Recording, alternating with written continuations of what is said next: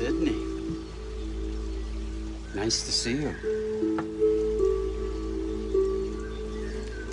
How are you doing? Beautiful evening, isn't it? Blue skies. Beautiful fluffy clouds. And of course, well, I'm sitting here in a sanctuary of intentions. Such a magnificent place to be.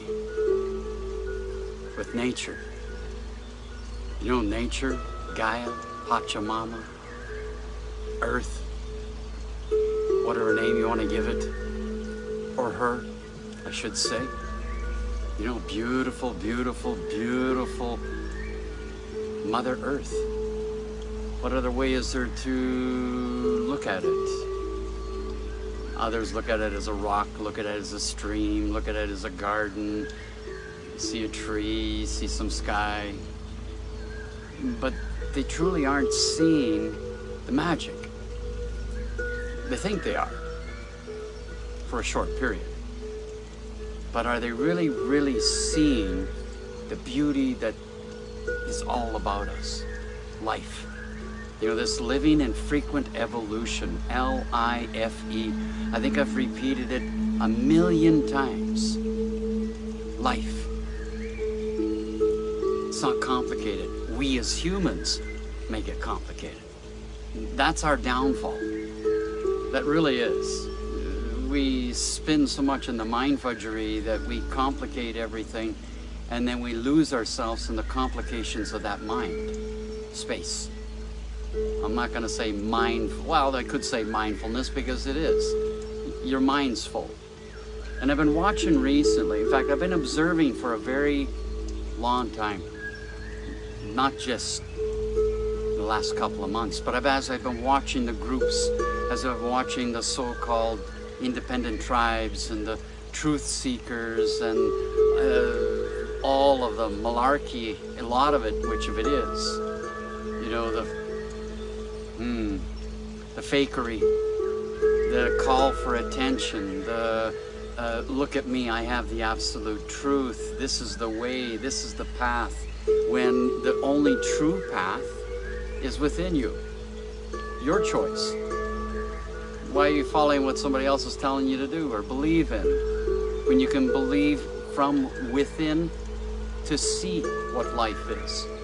Not blame life. I mean, I hear so many people say my life is miserable. Really. And that I've had a miserable life, and I've had this type of a life, and I've had that type of a life. And yet I look around and I look at life as it is, with eyes wide open, and it's not complaining. It's only the person that's complaining about their choice, their life, their reasoning, their understanding, versus seen from within through the power of the heart to understand that life is quite simple. It's living in frequent evolution. It's all around us. You can focus on whatever philosophy you want. You can focus on whatever belief, whatever religion, whatever politics, whatever. That's a distraction. That's pulling you away from what the truth that is before you. The truth that's before you is not your cities and your super highways and your internet and your telephones and your gadgets and your luxuries and your so-called abundance that you're chasing after. You don't take it with you when you have one breath left. The only thing you take with you is you. In fact, you don't even take you with you. Your body returns to the earth, and your spirit and soul migrates onwards. Where does it migrate to? A lot of people have a question about that. What is on the other side? Many people question that as well. Through near-death experiences, if you know what a near-death experience is, and I've had a couple of them, okay, and I've met many people that have had them, and that were fearful of speaking about what we see, what we feel, what we've been shown on the other side. Because the world as it stands doesn't want to hear that. They want to hear the negative. They want to hear the traumas. They want to hear the histories of the traumas of the years bygone, and still trying to heal something that's already done. That's another waste of time. And those of you that are focusing so much to heal the ancestral traumas, or focusing to heal your yesterdays, you're not seeing the wisdom that you gathered. Your yesterdays and your ancestors and their ways, they have already dealt with it. They've already learned from it. Those ancestors that are around you, your guides, your spiritual guides, even the angels, have all learned from the wrongdoings of the yesterdays. And they're not trying to heal yesterday. They're trying for you to see in the here and now. To see the magic that you have. To see the beauty that's within you. To see your self-worth, your self-love, your self-respect. If you lose that, and you wait for another to say, I respect you, and that you're worthy, and that you're worthy of love, you're going to wait. And it's only going to be halfways there. Because the only way to really embrace this love of life is to start with love of self. In all your imperfections. Now, so what if you got a line or a pimple, or you're aging, or whatever your body shape is, whatever your color is, whatever your language, your creed, your walk of life. Within you is a magical child. No matter what age you are, there's a magical child that is an alchemist. The Lord of the Alchemist. From the very beginning of humanity, alchemy has always existed. In fact, it existed even before us humans. It's existed in the solar systems. It's existed in the universes. It existed on a multitude of dimensional planes. It's always been. We're the only species that fights with it. Now, maybe there's a few others out there that fight with it. But outside of humans, living human experiences, life continues. Look around you. Look at a flower, a bird, a bee, an animal, an ave, a mammal. They're not complaining that their life is miserable. They're living life. They're part of life, like we all are. We are part of something more important than just your material and what you're running after and what you're trying to own and what you're trying to manipulate and what you're trying to heal of yesterday. I look at my yesterdays, and I look at my yesterdays as wisdom. Do I still have hurt from my yesterdays? In the memory, yes, the hurt is still there because the feeling is still there. The emotion is still there. It's a memory. What I do with it is where the wisdom comes in. So if I decide to crawl into my inner space and mope and say, huh, why and what for and how come, I'm not living. I'm only functioning. When I decide to let go of that emotional hold, I now see the wisdom. And sometimes it takes another for me to see it. Like recently. Most that know me know that I'm quite stubborn. Extremely stubborn. In fact, you probably won't meet anybody more stubborn than me, because I haven't met anybody that's more stubborn than, well, one. An ancestral witch that's quite stubborn about pulling me out of the forest all the time. And I gotta love her for who she is, because of her, I'm stepping more forward into a more powerful way from within. This inner power, this inner acceptance, this inner self-love. And yes, sometimes I have a human experience, and I shift back into the humdrum of it for a mere instance. It has no hold on me. It may be there for a short period of time, a couple of hours, maybe a couple of days, while I process why I'm feeling, what triggered it. And once I see what triggered it, it's given me another tool. It's given me another tool to stand up and go forward and just be who I am. Don't try and change me. Just like nobody should be trying to change you. If anybody is saying to you that, well, you should do this and you should be like this and you should dress like this and you should, get your lines fixed and get the Botox done and, get all of this done, well, why are you listening to them? Why are you not listening to the inner child within you, your intuition, your ancestral wisdom that's part of you? It's part of your very DNA. And as I sit here in this beautiful yard space, I see that what is before me is life. And yes, Taffy, is to follow your own journey, even if you make mistakes. To be human is to make a mistake. If you are not making a mistake, then you're not human. Humans make mistakes. And there's a reason why. That's how we learn from a great deal, is through the mistakes made.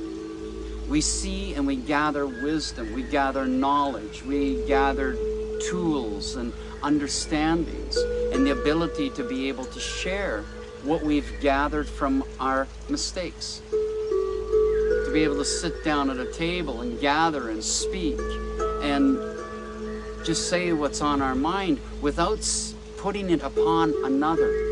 When we put it upon another and say, you're shifting responsibility from self. You are fully responsible for everything that you are becoming and every experience that you've had in life. You are responsible for the choice of engagement. Some will say, well, I was driving my car, I got hit by another car. It's not my fault. But you engaged to drive. You engaged to take the risk to drive. And with the risk to drive, there are the unknowns.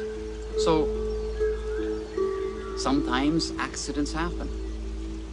It's not the fault of one or the other. It's just that it's at that moment in time that accident takes place. Then what do we learn from it? Well, sometimes it's some hard lessons. Maybe we weren't attentive. Maybe we were on our telephone, weren't paying attention to the road. Maybe we were rushing to get someplace and didn't realize it. Okay? And we're in a vehicle and it's moving. We're the ones that's driving it, remember? We're the ones that are taking the direction. We engaged to get in the car and drive. And then the unknowns that are there. Some will say, well, yeah, the accident's not my fault. Okay, it's not your fault. Nobody's saying that it's your fault. But you did make the choice to engage, to get in that car and drive.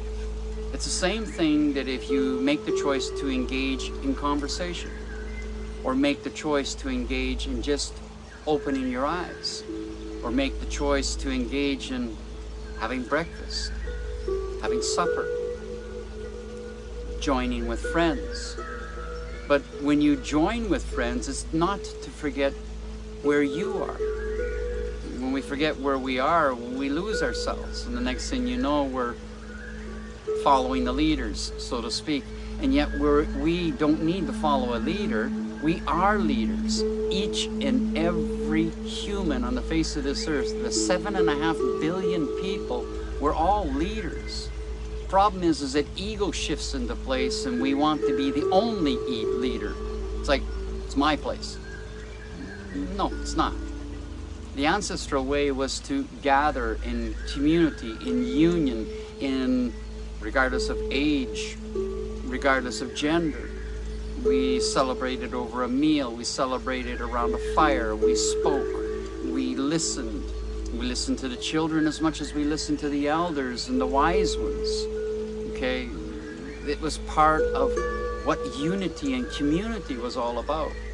And then in today's world, where's community?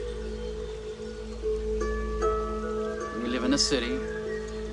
Most of us don't even acknowledge our neighbors. Most of us walk down the street, don't look at anybody, and then wonder out why sometimes we bump into things. Okay? So rather than walking with eyes wide open, we're walking with eyes half open, hearts closed, disassociated from the truth of life, yet we think we're living. It's quite the paradox, isn't it? It's been a while since I've been online. So it is what it is. I'm going to read something from a very beautiful book that I haven't picked up in a while, and it's called Happiness One Day at a Time. So let's see what happiness is for today, on this day. 23rd of July.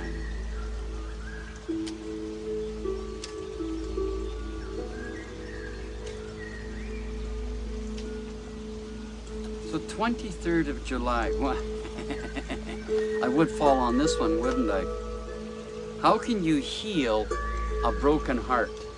And already I'm in disaccord with that, because it's not the heart that breaks, it's the mind that breaks.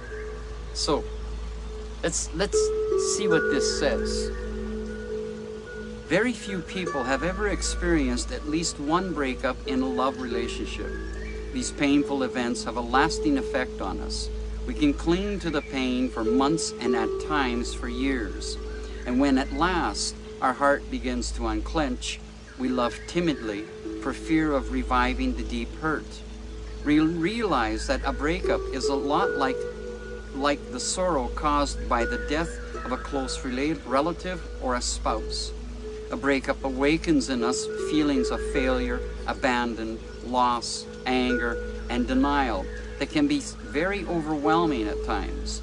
The pain runs even deeper when we have been rejected by a partner. Loss of self-esteem can lead to emotions and feelings that are even more devastating. But a broken heart can be healed through a new relationship, a resumption of the old relationship, time, therapy, crying, or even tranquilizers. Go figure. All of these remedies have no truly beneficial effect. Although they may relieve the pain and fill a void for a certain time, the only cure for a broken heart is to grow, to change, to look straight ahead, and to move forward with resolve. We must set aside the illusions we have come to understand when it comes to love relationships, and we must accept the fact that everything changes and we are responsible for our own happiness. Wow. We are responsible for our own happiness. So aside from the phrase broken heart, which I disagree with, and that's my perspective, it's not the heart that breaks. The heart becomes heavy because the mind is filled with the mind fudgery. And it's the mind that is actually breaking. It's not the heart that's breaking. The heart will always be strong. But sometimes we disconnect from it. We disconnect and separate from what the heart is trying to tell us. And when I look at my relationships in my past, what hurt me most was my mind. It wasn't my heart. It was because I allowed everything to spin out of control and to try to find reason and the what fors and the how comes, rather than breathing, stepping back, and reflecting upon what just transpired. As humans, we grow, we change, we evolve, both spiritually, physically, and mentally. And sometimes there's a parting within that relationship because we have forgotten about the core of what that relationship is. It's a power of three. We have two people and the relationship between. And the problem with what happens in the relationships is that it's not the fault of one or the other. It's the relationship that's broken down. Something has missed, something has come in between, something hasn't been paid enough attention to. And in a majority of men, it is the fear of an emotional engagement. We were never taught how to emotionally engage. We were taught how to emotionally run away rather than emotionally engage. And as a woman, you require emotional engagement much more than you require physical engagement. When you have the emotional engagement, your relationships are much stronger because now we understand each other. We start to learn more of each other. Whether it's a relationship that's a loving relationship, whether it's a relationship with children, whether it's a relationship with spirituality, or whether it's even a relationship with self. It's this emotional engagement that is the key to a great deal of everything. When we truly, truly emotionally engage, and not just with another human, we emotionally engage with life. Why not? All around me, life shows me emotional engagement. The beauty of a flower, a koi fish swimming in a stream, a bird or a flock of birds that are flying above me. Everything shows me emotion. But the system in our societies for eons has been programming us wrongly. They have disconnected a majority of the masculine from the emotional engagement out of fear to show emotion or to be within vulnerability. There is a superpower in vulnerability. That means that we can be sensitive, that we can understand sensations through the power of vulnerability. When I look at the power of vulnerability in just a touch, and just how much a touch can be vulnerable. You meet your partner for the very first time and you explore, and there's sometimes inhibitions that come in because nobody's truly ever taught us how to use the power of touch. It's not taught in school. It's not taught in anything other than passed down from mother to father and so on. One of the greatest things to be taught is the sensitivity of touch. Just how vulnerable it is. If I close my eyes, the power of touch means everything. It allows me to find a book. It allows me to find anything that's on my table or around me. That's through the power of touch. And if I'm really in tune with that power of touch, I'm also in tune with my vulnerability. It goes hand in hand. It's not taking a hand firmly that shows you vulnerability. Taking a hand softly and understanding shows not only vulnerability, but also emotional engagement without saying a word. The power of the touch. When I walk through my garden and I allow the trees to touch me, rather than as many who walk through my garden say, Gary, you should move that, you should trim that. I'm going, no, it doesn't need to be trimmed. You just need to be more aware. You need to be more aware of the life around you. And maybe, just maybe, that tree as it caresses your skin has a message for you. A very beautiful message. If you open your heart to receiving.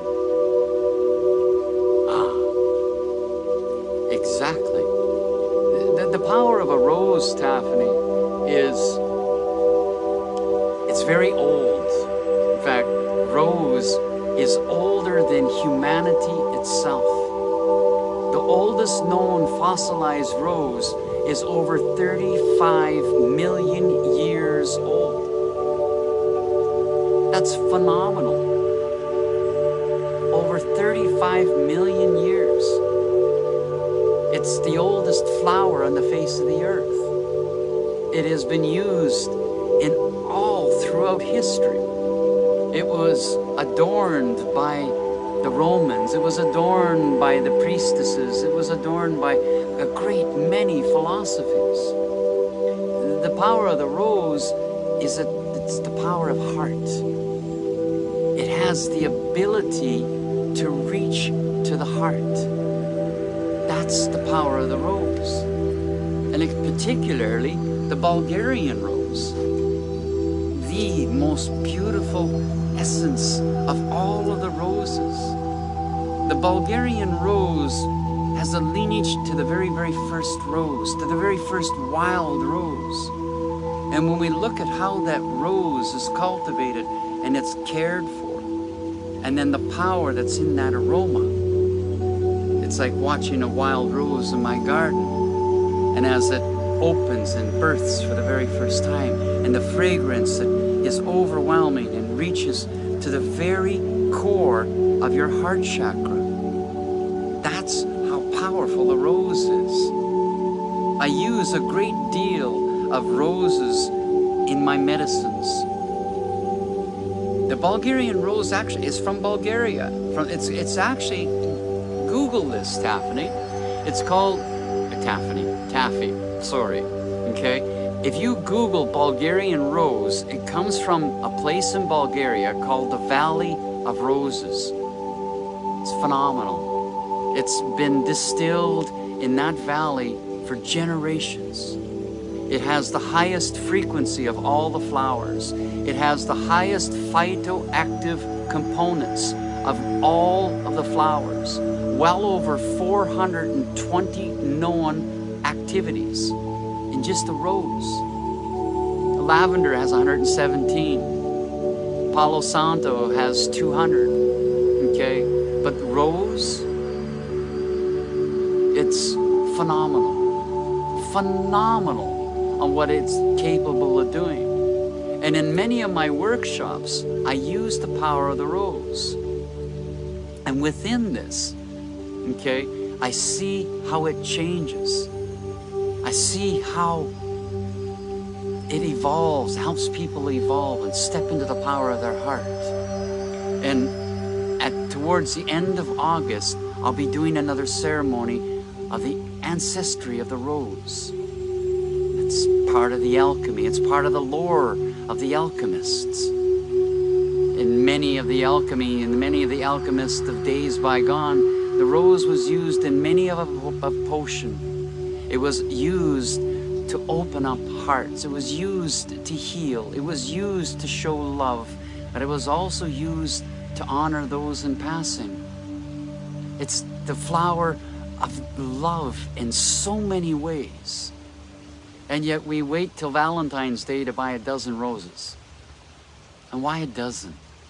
When it only requires one. It doesn't take 12 roses to show to somebody that's how much you love them. It takes one flower offered by heart, in truth, in honesty, in respect, in compassion. And now the heart speaks. That's the power of rose. It's extremely powerful. Look at the story of Mother Mary. And the story of Mother Mary and the power of the rose and the power of the thorns and the power of all of this.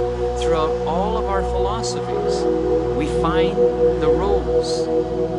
Well, there's actually a 13th zodiac, believe it or not, and 13 months if we go according to the Mayan calendars. Okay? Rose, we have found rose emblems in a great deal of philosophies. We found it in a great deal of archaeological finds. Let me turn this down a little bit. Just a little bit. Better. Rose is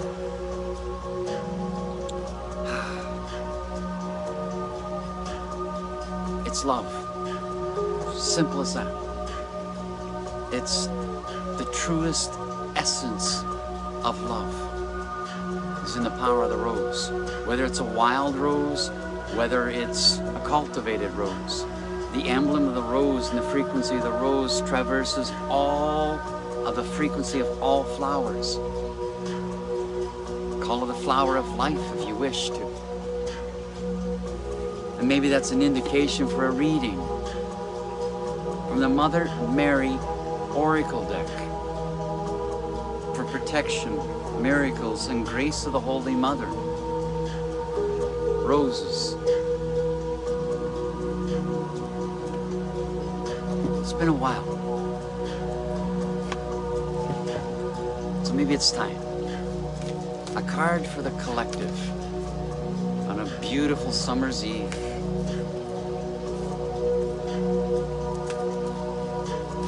We'll see what the story has to say.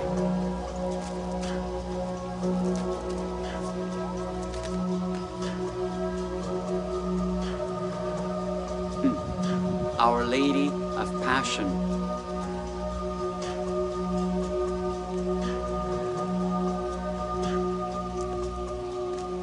Let's see what the story says. Card number 9 on top of it. Our Lady of Passion.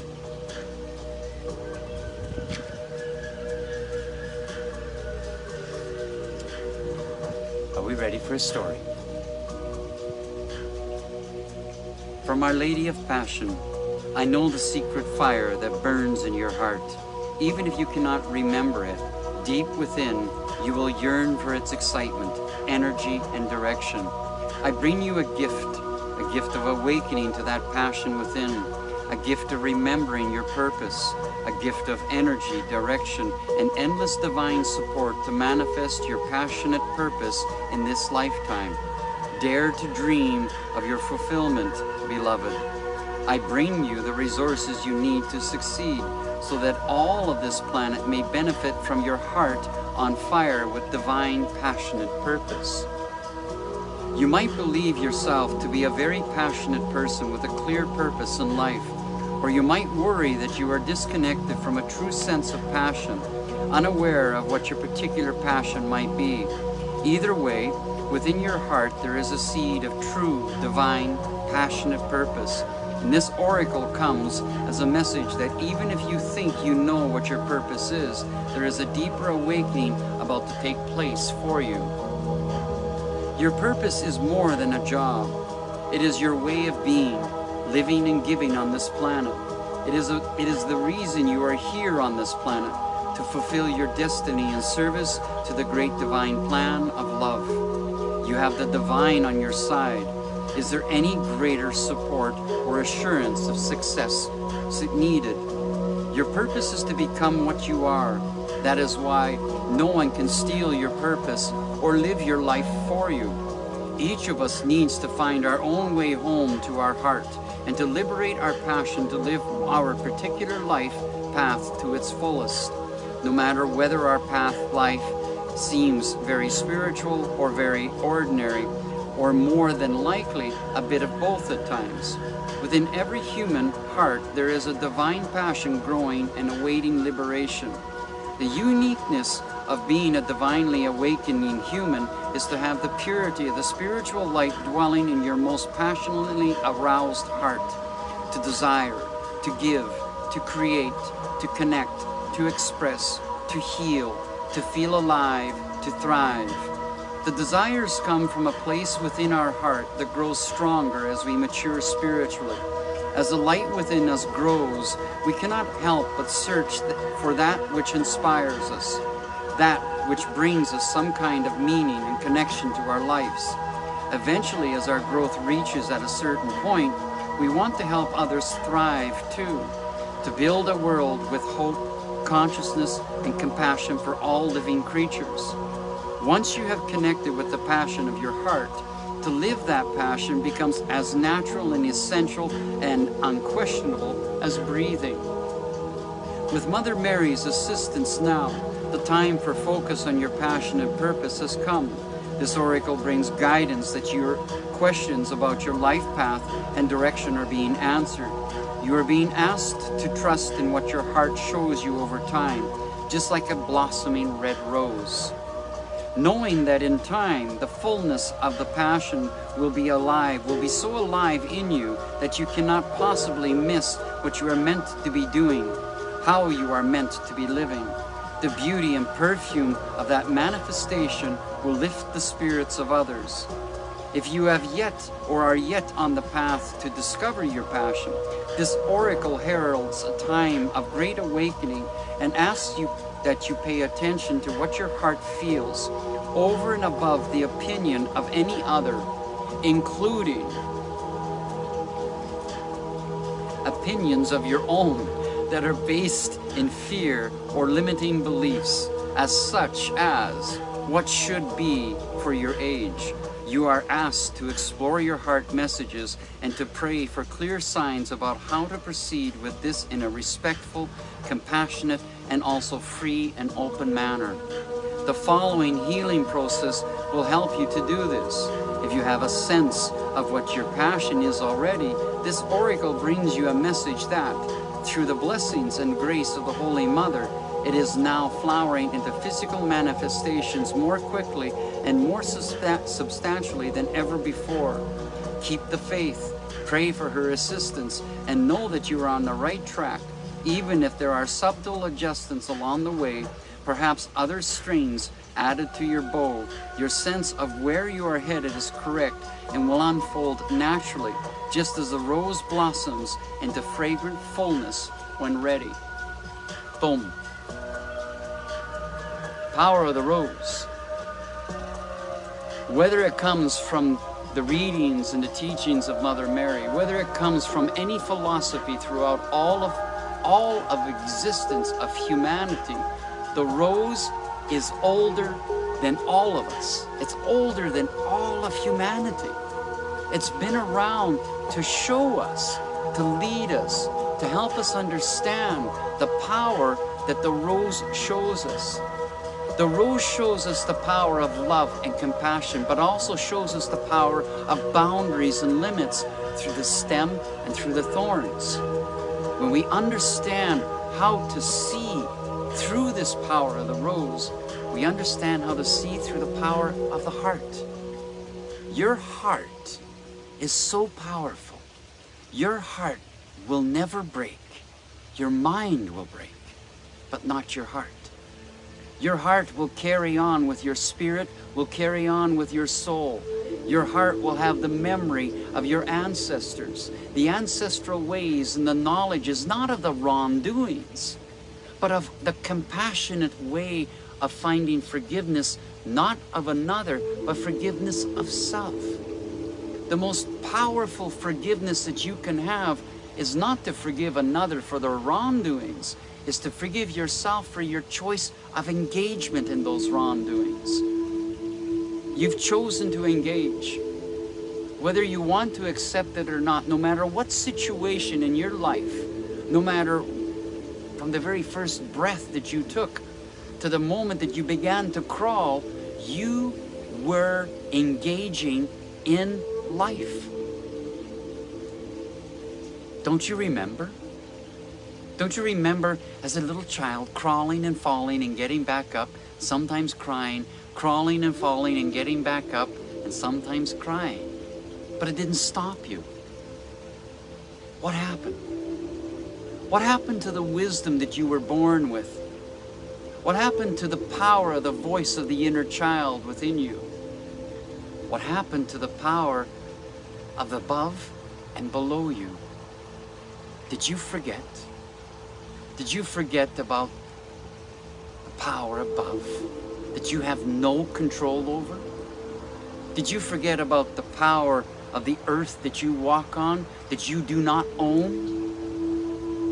When somebody says, "This is my land," or when somebody says, "I own this land," or "I own this country," or "I own the world," we own nothing except self. That's the only thing that we own at our very last breath. Can you take your acres with you? Can you take your home with you? Can you take your money, your cars, your jewelry, your clothing, and all of everything that you have become buying? and feeding the system. You can't take it with you. The only thing that you take with you is your soul. That's it. That is all that you take with you. Nothing else. And if you believe you can take your riches with you, then please show me how. Because they don't want your riches up above. They don't even want your riches down below. They wait for you to step into the power of life. And while you're living in this planet, in this earthly existence, you are having an earthly human experience. No matter what you believe in, no matter what star system you've come from, we are all seeds, but you're seated on this planet to have an earthly existence. Have you embraced it? Have you stepped into the power of it? Have you stepped into the power of your inner child and your ancestral wisdoms? If you haven't, then you need to reach out to me or Maria de Luna, and we'll set you on the path. We won't tell you how to do it. We're just going to curate a path for you to follow, of your choice, of your doing, of your experience, but with tools of understandings and tools that have been proven through time to work. It's not a magic pill. There's no magic pill. Absolutely no magic pill. But you do have magic within you, if you choose to engage with it. Have you engaged with your magic? I wonder. Shall we have a card game? I think it's time for a card game from the sacred forest. Something so beautiful. All forests are sacred. All forests are magical. But in today's world, we only have 27%, less than 27% of the natural wilderness left. We have a great deal of work to do. So let's see what the power of the oracle of the sacred forest has to say. A beautiful oracle deck from Denise Lynn called The Sacred Forest, to open energy portals of a higher dimension. For those of you that don't know the rules of the game, if you're just joining in for the first time, it's been a while since I've been on, but here's how it works. I shuffle, you say stop, you choose a card, a number, middle of the deck, top of the deck, wherever. Are we ready to begin? 3 cards will be chosen. Shuffling. Who's going to choose the first one? I guess they just decided to choose themselves.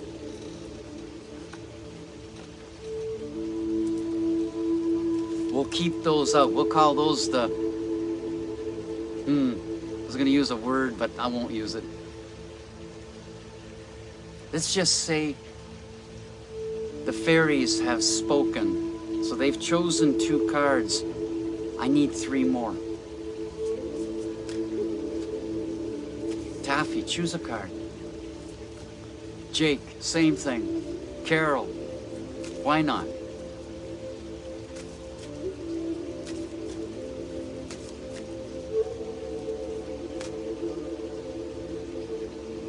Taffy, if we believe everything that we're being told, we project it. Nature has a way to return.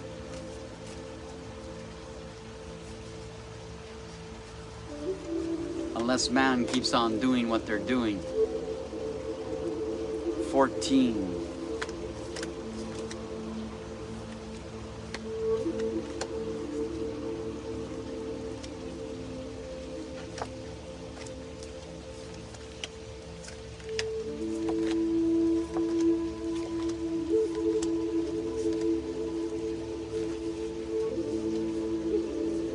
I know Carol's there someplace.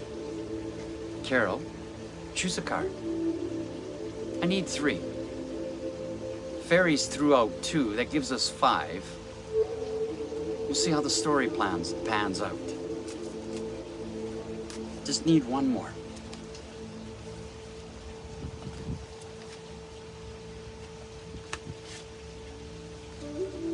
Number 6.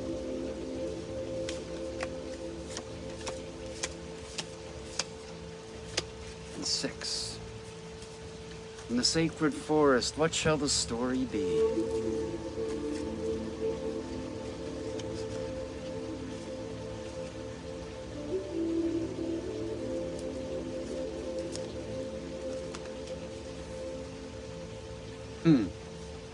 So, the first card, Thicket of Thorns, the uncertainty. The second card, Transmutation, the power of the phoenix.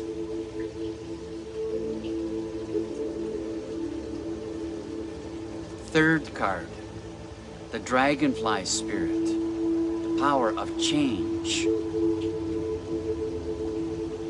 And the 2 cards thrown out by the fairies, the stag spirit, leadership.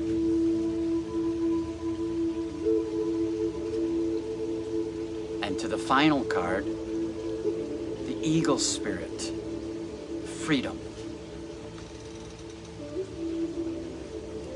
So what's the story? The oracle is saying that from the uncertainties of yesterday, to reach into the power of the phoenix through the transmutation, to understand that change is imminent, and that through change we find the truth of leadership from within, to finally find freedom. The power of the story. Just a card game. Uncertainty, transmutation, change, leadership, and freedom. When you free your spirit, and when I mean you truly free your spirit, you begin to dance with life. Is there any other way? Can't dance with life, then you're in hindrance of the mind fudge you're in. Everything before you is to be seen as a dance. You choose the dance, regardless if people are watching or not. When you choose to really truly dance with life about you, you walk in your power, you walk in your truth, and you begin to see through the eyes of the heart and not the eyes of the mind. So, Sacred Forest spoke. Uncertainty, transmutation, change, leadership, and freedom.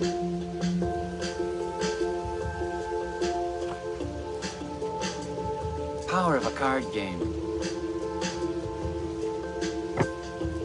I look at the cards as a way to tell a story. Nothing more, nothing less. No specific patterns, no trying to figure out what's going to happen tomorrow, no trying to see into the mystical oracle and, tell you what your future is going to be. Even if I could tell you what your future is going to be, it still hasn't happened. The unknowns are all about. Everything can change. Even if you believe that you're living a karmic contract, you have the power to change that. Unless you want to believe that somebody wrote a contract for you. I don't believe that somebody wrote a contract for me. I don't believe that somebody separated my spirit to find my twin flame. What I believe in is that I was given the power in the image of the Creator to create, to thrive, to learn, to share, and to be part of a universal wisdom. Yeah. Well, you're going to be happy to know that our Drumheller event was canceled. We canceled it for good reasons. And it is now still happening, but it's not going to happen in Drumheller. It's going to happen in Lily Lake again at the end of the month. So watch out. Not this month, but in August. We'll be announcing that very soon. Spirit spoke to us strongly.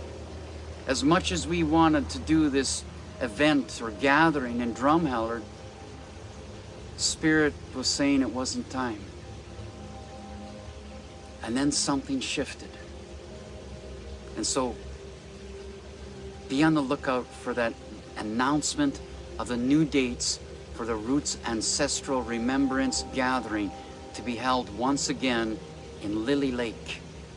2 days, and we'll have all of the details coming out very soon. It's going to be powerful. In fact, I'm getting shivers and goosebumps just thinking about it. It is what it is at times, and sometimes we need to make decisions. And we made decisions based upon spirit, based upon heart, and based upon what Roots truly, truly, truly stands for. Roots is not a festival. It's not a party. Roots is a meaningful way to remember the ancestral knowledges, to reach into the power of your heart, to reach into the power of your inner child, to come out and be playful with life. And so if you're ready to jump on this playful pathway, then come out and join us at Lily Lake in August. And the details will be coming out soon on this. So for tonight, it's a short one. I know I haven't been on live for a while. I'm so busy doing so many things. In fact, may I show you something? You may have seen the posts already that I put out about the Royal Avalon Soul Print amulets. And I'm quite happy the way that they've turned out. Let me show you.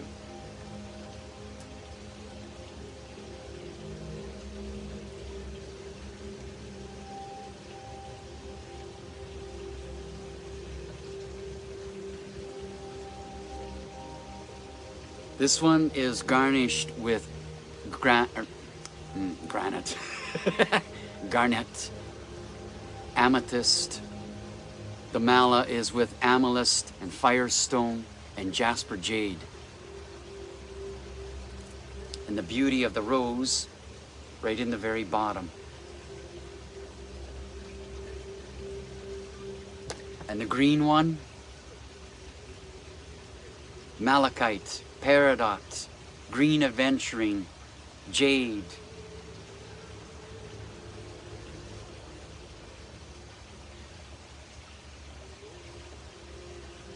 And a unique addition of turquoise that has been put into, if I can get this right in the camera, you see the turquoise.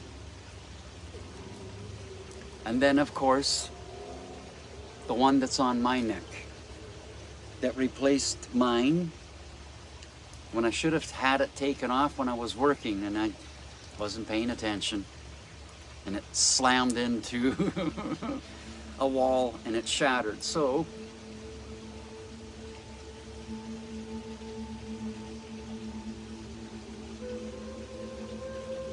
this one, you can see turquoise has been embedded into the bottom ring and also the top ring.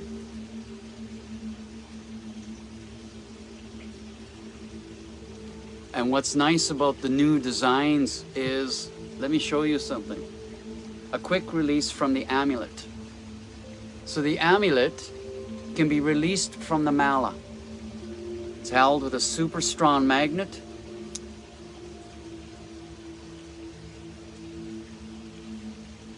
And the magnets play an important part.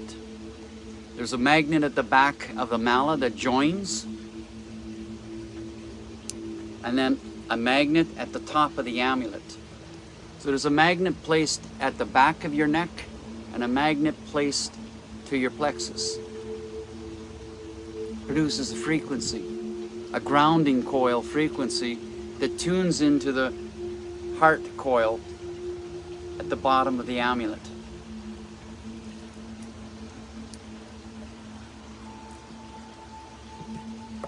Creativity. No matter what it is, even buttering toast, it's creativity. So, some beautiful souls and some soul prints coming their way, and more on the way. Just a few of the little things that I do that is part of the alchemy. So for tonight, I'd like to say thank you for joining me here in the back of the Sanctuary of Intentions. And thank you for being who you are. Thank you for being magical and loving and caring and kind. Thank you for being beautiful and knowledgeable. And now step into your power. It's your choice. So for tonight,